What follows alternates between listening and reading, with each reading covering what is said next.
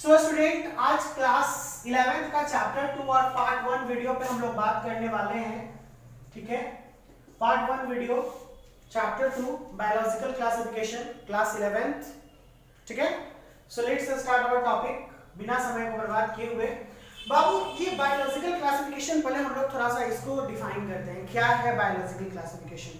वो biological classification वो है जिसमें जीवों को वर्गीकृत किया गया, the classify of the organism into the different categories. ठीक है, रीजन क्या था, इसका कारण क्या है इसको करने का? We know that 1.7 to 1.8 million organism are found on this earth. Is that clear? तो इस अर्थ पे इतना वेरिएशन होने के बावजूद अगर हम लोग इसको क्लासिफाई ना करें तो कितना बड़ा प्रॉब्लम होगा उसको पढ़ने में। तो इसीलिए स्टडी को, इन जीवों की स्टडी को आसानी से करने के लिए हम लोगों को इसे क्लासिफाई करना जरूरी पड़ा, ताकि आसानी से इसे हम लोग पढ़ सके और इसके बारे में जानकारी ले सके। So here is the English version, ध्यान देना है। The process of grouping living organism into convenient categories. ठीक है, कन्वीनियंट मतलब अपने सुविधा के अनुसार। ये ऐसा प्रोसेस है जिसमें हम लोग ग्रुपिंग करते हैं लिविंग ऑर्गेनिज्म को into convenient categories based on simple character. उनके सिंपल कैरेक्टर को देखने के बाद इसी को हम लोग बोलते हैं बायोलॉजिकल क्लासिफिकेशन।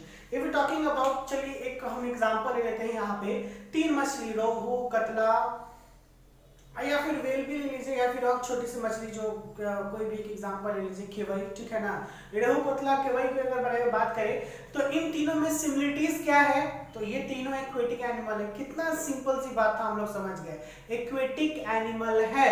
तो इसमें और क्या क्या सिमिलरिटीज हो जाएगा? इन सबके पास गिल्स होंगे, तो यही सिमिलरिटीज के कैरेक्टरिस्टिक को देख के आसानी से जो पता चल जाए, उसी को देखने के बाद हम लोग जीवों को क्या करते हैं? क्लासिफाई करते हैं। और इसी चैप्टर का नाम दिया गया है बायोलॉजिकल क्लासिफिकेशन। ठीक है बाबू, सबसे इंपॉर्टेंट बात थोड़ा ये वीवीआई है, इसको ध्यान रखना है, वीवीआई टॉपिक्स को भी लेके चलना है। Biological classification was first proposed by Aristotle who used simple morphological character to classify plants and animal। मैंने एक बार बताया था आपको कि पहले जो साइंटिस्ट थे वो केवल उनको देख के ही बता देते थे कि ये जीव, बस उसको सिंपल क्लासिफिकेशन बोला जाता था। मॉर्फोलॉजिकल दो वर्ड से मिलकर बना है। मॉर्फ का मतलब होता है फॉर्म और लॉजिकल मतलब study. The form of a study is known as morphological, यानी रूप रंग को देख के अगर चीज को बताया जाए तो उसे हम लोग मॉर्फोलॉजिकल बोलते हैं। तो यहाँ पे जो फादर ऑफ, अगर देखा जो फर्स्ट प्रपोज किए थे वो अरिस्टोटल प्रपोज किए थे। ठीक है, और किस बेस्ड पे किए थे? केवल मॉर्फोलॉजिकल कैरेक्टर के बेस्ड पे किए थे। चीजों को देख के अगर वो जमीन पे चलने वाला है तो वो टेरेस्ट्राइल, वो पानी में रहने वाला है तो एक्वेटिक। ठीक है, उसको देख के कि अगर ये मांस खाता है तो मांसाहारी, वो सिंपल है तो शाकाहारी, कुछ इस तरीके से। तो केवल 2 भागों में बांटा गया, प्लांट है तो प्लांट, एनिमल है तो एनिमल। ये चीज उसको ऑब्जर्वेशन को देख के, उसकी चीजों को देख के। यहाँ पे कितने भागों में क्लासिफाइड प्लांट्स एंड एनिमल? केवल 2, 1 and 1 is equal to 2, केवल 2 भागों में। तो और फिर इसी के बाद ये तो मॉर्फोलॉजिकल कैरेक्टर से नहीं इन्होंने देखा, लेकिन ये 2 किंगडम क्लासिफिकेशन दिया गया था लिनियस के द्वारा। ठीक है, ये कार्लस लिनियस को बोलते हैं इसको कि Carolus Linnaeus propose the 2 kingdom classification, जिसमें प्लांट्स और एनिमल को रखा गया। और उसमें क्या बताया इन्होंने बताया कि ये जो प्लांट्स होते हैं ये ऑटोट्रॉफ होंगे, इनमें सेल वॉल होगा और ये मूव नहीं करेंगे। जबकि एनिमल्स में बताया इन्होंने कि हेटेरोट्रॉफ होंगे, इनमें सेल वॉल नहीं होगा और ये मूव करेंगे। बस ये एक सिंपल सा कैरेक्टर लिनियस ने डिफाइन किया अपने 2 किंगडम क्लासिफिकेशन में। लेकिन क्या ये सफिशिएंट था? आगे जो साइंटिस्ट आए इन्होंने इसको रिजेक्ट किया, ये सफिशिएंट नहीं था, इसमें और बहुत कुछ इंक्लूड किया गया। और वो क्या क्या इंक्लूड किया गया देखिएगा। Later form 2 kingdom classification was not sufficient because in that, किस वजह से क्लासिफिकेशन नहीं किया गया, किस वजह से इसको क्लासिफिकेशन नहीं किया गया? केवल 2 चीजों में। इसको क्या क्या बताया गया, इसको हम लोग ध्यान में देखते हैं। क्या इनमें सबसे पहले बताया गया कि प्रोकारियोट्स और यूकारियोट्स को इन्होंने साथ में रख दिया था, इसी वजह से ये इनसफिशिएंट था।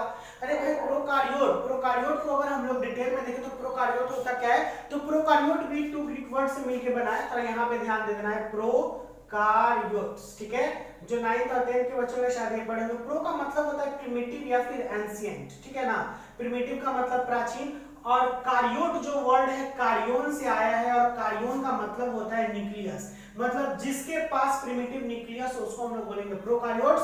और यूकार्योट्स का मतलब होता है एडवांस। यूकार्योट्स का मतलब कार्योट्स मीन तो न्यूक्लियस ही होगा और यू का मतलब होता है एडवांस, ठीक है। जिसके पास एडवांस न्यूक्लियस होगा इसको यूकार्योट बोलते हैं। तो यहाँ पर जो लिनियस थे उन्होंने इन दोनों को साथ में रख दिया, तो ये तो थोड़ा गड़बड़ था।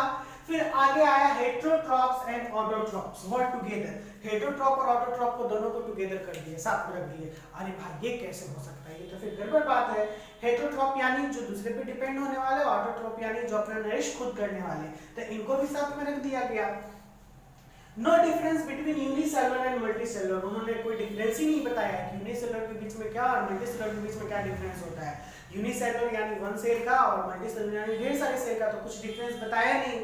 आगे simple organisation were placed along with the higher organism, जो सिंपल ऑर्गेनाइजेशन का भी ऑर्गेनिज्म था उनको हायर के साथ रख दिया गया, जबकि सिंपल का कुछ कैरेक्टरिस्टिक फीचर हायर से डिफरेंट होता है और हायर का कैरेक्टरिस्टिक फीचर सिंपल से डिफरेंट होता है, तो इन सबको ये रख दिया। तो ये एक अच्छा नहीं था, ये इनकन्वीनियंट तरीके से था, इसीलिए इसको क्या किया गया, इसको इस थ्योरी को, इनके दो चीजों को अभी ये सफिशिएंट नहीं बनाएगा और इसमें आगे जाके बहुत बातें जुड़ी, बहुत तथ्य जुड़े और वो तथ्य इधर आए। ये एक साइंटिस्ट है जिनका नाम था आर.एच. विटेकर। बाबू एनसीईआरटी बुक में कहीं कहीं पे 1959 में दिया है, तो उसको नहीं मानिएगा। 1969 में इन्होंने प्रपोज किया था 5 किंगडम क्लासिफिकेशन को, ठीक है। यहाँ पे क्वेश्चन बहुत ही विविध है, ये पूछता है एग्जाम में, इसको नोट डाउन कर लीजिएगा अच्छे से, डिस्कशन क्लास में भी हम लोग देखेंगे। 5 kingdom classification given by R H. Whittaker in 1969, very important question for your class examination, board examination, कभी-कभी नीट में भी पूछ देता है।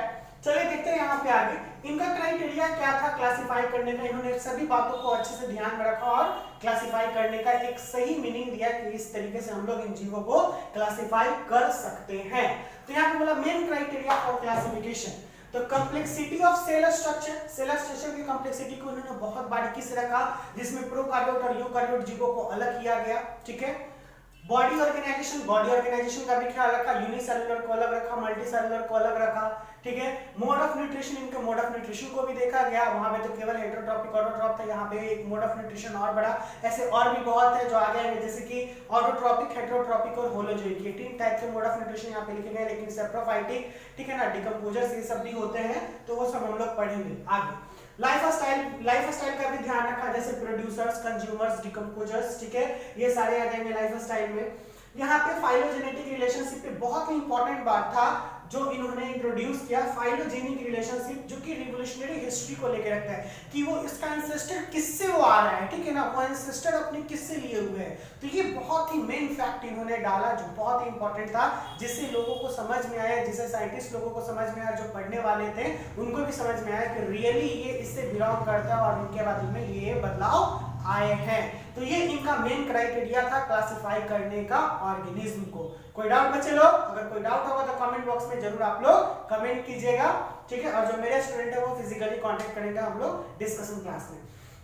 नाउ 5 किंगडम क्लासिफिकेशन क्या इन्होंने रखा, इस बात को भी ध्यान रखना है, ये बहुत ही इंपॉर्टेंट है, माइंड में रखना है। What are the 5 kingdom classification described by R H. Whittaker, ये क्वेश्चन है आप लोग को बनाना है।